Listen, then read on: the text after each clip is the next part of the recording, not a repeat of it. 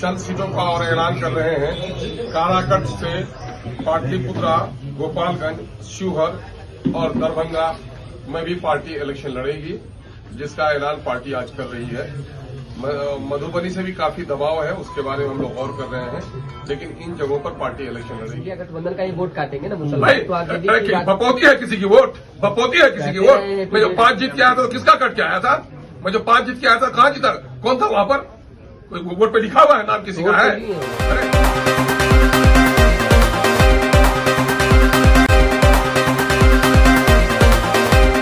आप लोगों को दावत दी गई, जिसके लिए जरा सा हम लोग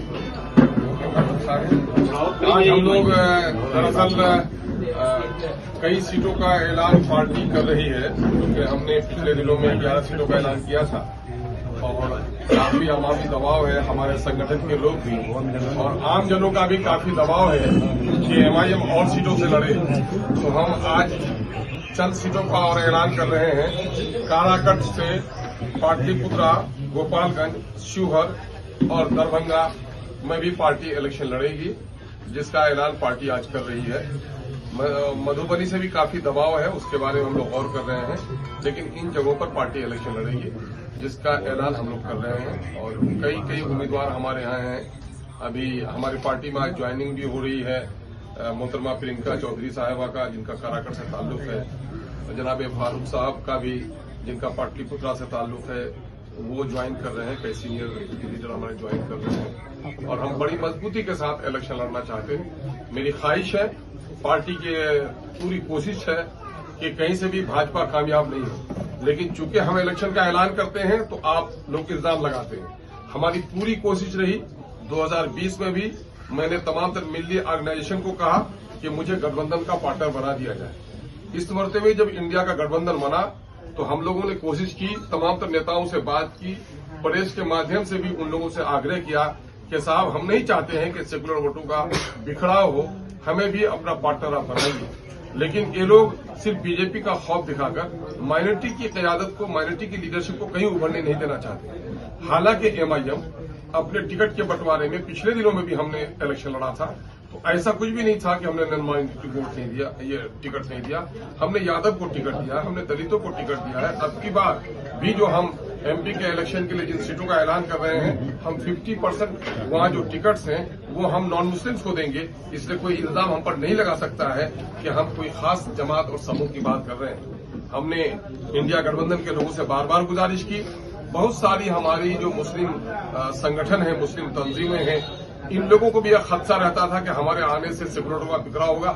इन लोगों से भी गुजारिश की कि आप भी हमारे लिए वकालत कीजिए कि हम सेकुलरों का बिखराव नहीं चाहते हैं, लेकिन हम अपने वजूद को बाकी रखना चाहते हैं। क्या मुस्लिम लीडरशिप के लिए कोई गुंजाइश नहीं है बिहार में? क्या सोकॉल जो सेकुलर पार्टियां हैं, ये पार्टियां सिर्फ मुसलमानों को बीजेपी का खौफ दिखाकर दबाकर रखना चाहती हैं? अभी जाति आधारित जो गणना आई है, जो हम लोग चीख रहे थे, चिल्ला रहे थे कि माइनॉरिटी के लोगों को इन लोगों ने हाशिए पर डाल दिया है, और ये 30-35 साल के दरमियान में, जिसमें राजद, जदयू, कांग्रेस और भाजपा सभी लोग शामिल रहे हैं, मुसलमानों की 60% नौकरियों से इनको वंचित कर दिया गया। जाहिर है कि बिहार में इस वक्त नौकरियां सलाहियत पर मिलती हैं। चूंकि मुस्लिम अकलियत के लोग पसमानदा हैं, पिछड़े हो गए हैं, गरीब हो गए हैं, उनका एजुकेशनल अपलिफ्टमेंट नहीं हुआ है, तो उनको विशेष वो रिजर्वेशन दिया जाए, उसकी बात भी सरकार नहीं सुन रही है। जो OBC लिस्ट में जो रिजर्वेशन का शेयर है, वो शेयर भी उनको नहीं दिया जा रहा है। और आज किसी से ये बात ढकी छुपी नहीं है कि नौकरियां सलाहियत से पैरवी पर बिहार में मिल रही हैं।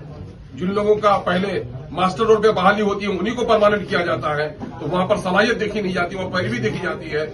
इसलिए और जहां अभी जो आई है, जो आर्थिक आंकड़े आए हैं जाति आधारित गणना में, उसमें ये दिखाया गया है कि जिन जिन क्षेत्रों में मुसलमानों की आबादी है, वो क्षेत्र ज्यादा पिछड़ा रहा है, वहां पलायन ज्यादा हुआ है, वहां गरीबी ज्यादा रही है, वहां पर नाना किस्म की बीमारियां ज्यादा रही हैं। इसलिए हम लोग बिहार की एक बड़ी आबादी, जो नजरअंदाज करदा आबादी है, उस आबादी को हक दिलाने के लिए संघर्षशील है, लेकिन हम सबको साथ लेकर चलना चाहते हैं और काफी दबाव है, इस वजह से इन सीटों का हम ऐलान एक बार और नाम बता दीजिए, एक बार और लिस्ट बता दीजिए।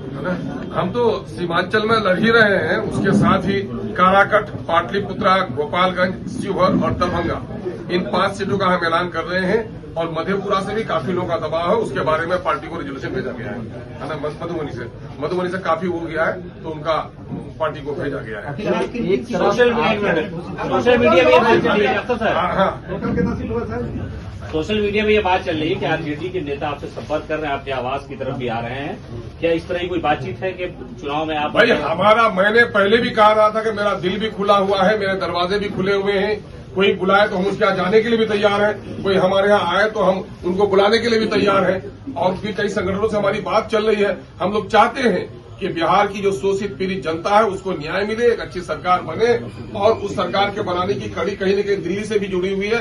दिल्ली में भी बिहार का प्रतिनिधित्व सही तौर पर हो, क्योंकि बिहार को हक नहीं मिल रहा है। नीतीश कुमार जी ने कहा डबल इंजन की सरकार होगी, बिहार को हक दिलाएंगे। दामन फैलाकर वो पटना यूनिवर्सिटी को भी सेंट्रल यूनिवर्सिटी नहीं बना सके, न कोई विशेष पैकेज ले सके। इसलिए ईमानदाराना कोशिश होनी चाहिए। जो ईमानदाराना कोशिश करने के लिए जो भी पार्टियां आएंगी, हम उनके साथ चलने के लिए तैयार हैं। उनका लाइक माइंडेड पार्टियों से मेरा कल भी इनकार नहीं था, आज भी मुझे इनकार नहीं। एक तरफ आप कह रहे हैं बीजेपी को हमने 16 सीटों का ऐलान किया है। अखिलेश जी, भाजपा को डैमेज करना एक का प्रत्याशी हम लोगों ने घोषित नहीं किया है, क्योंकि मामला गया का था। अभी इसका हम लोग को करना था वहां पर कुछ मामला, जो रिपोर्ट वहां पर गई है उस रिपोर्ट पर हम लोग के नेता ने रोक दिया है। वहां के ऑब्जर्वर आ रहे हैं 2 दिन में, उसके बाद हमारा दूसरे तीसरे चौथे एक तरफ आप कह रहे हैं कि बीजेपी को डैमेज करना चाहते हैं, दूसरी तरफ आप पे आरोप लगता है कि बीजेपी का बी टीम है। लॉस आखिर कौन बेशरम लोग मुझे बीजेपी का बी टीम कहते हैं? हिम्मत तो मुझसे मुकालमा कर ले, बहस कर ले।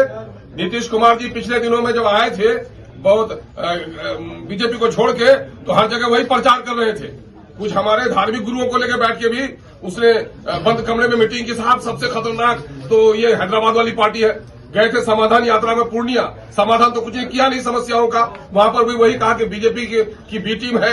ये कौन बेशरम लोग हैं? कौन नहीं है बीजेपी के गोद में बैठे हुए? ये सारे लोग बीजेपी के गोद में बैठे हुए हैं। अगर बीजेपी से कोई अलग है, चूंकि उनका कोई नुकसान नहीं है, उनके स्वार्थ का नुकसान हो सकता है, लेकिन मेरे मजहब का नुकसान है, मेरी नस्लों का नुकसान है, मेरे धर्म का नुकसान है, मेरे धर्मस्थली का नुकसान है। और जिस तवानाई के साथ बैरिस्टर असदुद्दीन अवैसी साहब धर्मनिरपेक्षता के दामन को थामे हुए मुसलमानों के हक और हुकूक की बात करते हैं, दलितों के हक और हुकूक की बात करते हैं, कोई माइक का लाल कह सकता है कि बीजेपी? हम बीजेपी को बर्दाश्त करेंगे।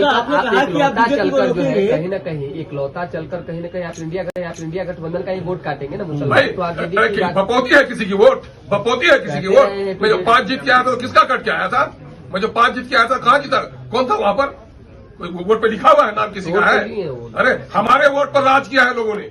आप 2015 का आप देख लो, गठबंधन की सरकार की वोट 41% वोट हासिल किए थे महागठबंधन ने। 41% में 18% वोट मुसलमानों का था। 23% वालों को 25 मंत्रालय नहीं 34-38 मंत्रालय मिली, और जो 18% माइनॉरिटी के लोगों ने वोट दिया 4 मंत्रालय झुंझुना उनको मिला। अब महरूम कर रहे हैं, अभी तो कुछ भी नहीं कर रहे हैं आप, एमपी में नहीं है ना?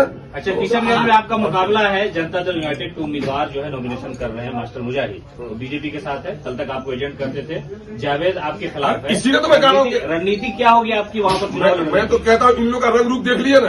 कल बीजेपी को भगाने के लिए नीतीश जी मसाल जुलूस निकाल रहे थे, और आज जाके कह रहे हुजूर अब कभी नहीं भागेंगे आपका दामन छोड़कर, है ना? चटिया और गुरु का जो रिश्ता होता है, जाके माफी मांग रहे हैं गोया। ये करने वाले हम लोग हैं। ये दोनों का दोगलापन हम लोग के दरमियान में है। मैंने नीतीश जी को 2014 में पहचाना था, बिहार के लोगों को पहचानने में देर लगी, और जब मुझको टिकट दिया था मुझको क्षण भर देर नहीं लगी जब बीजेपी की तरफ से कदम बढ़ाया था। मुझको कहेगा बीजेपी के बारे में? कौन लोग हैं ये? सारे लोग बीजेपी के यहाँ, यही अभी किशन के कैंडिडेट के बारे में कह रहे हैं। ये पिछले दिनों मसाल जुलूस निकाल रहे थे, और आज कहा गए हैं किन के लिए? मोदी के लिए वोट मांगने के लिए गए ना। ये मोदी के चमचे और ये नीतीश कुमार के दोहरे किरदार के लोग हम पर इल्जाम लगाएंगे। चलिए